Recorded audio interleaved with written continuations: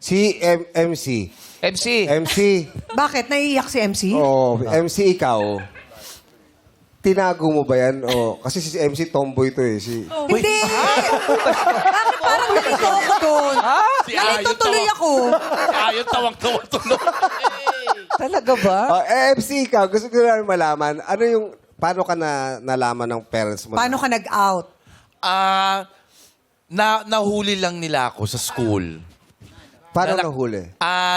Sumasayaw, tas maiksi yung shorts ko. Oo. Anong Tapos sinasayaw yung, mo? tas nahuli ng papa ko, sabi ng kaklase ko, ang ganda mo naman ngayon, MC. Tas sabi ng papa ko, ba't kasi sinabihin na maganda? Hindi, wala lang yung biru-biruan lang.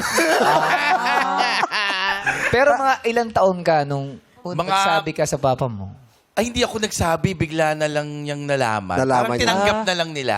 Natanggap. Parang hindi na kailangan Hindi na kailangan. hindi na- magsalita. Oo, Ano, yes. oo.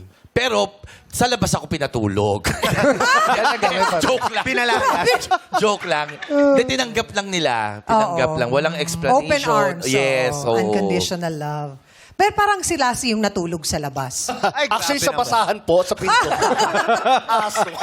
Ikaw, Lassie, ano experience mo? Actually, bata pa rin ako noon nang na-discover ng tatay ko na bading ako. Kasi may umpukan ng mga bata na sumasayaw ako sa gitna, tapos pinalilibutan ako. Tapos yung tatay ko, sasabi po, ang daming bata. Ay, nakita niya anak niya na sumasayaw.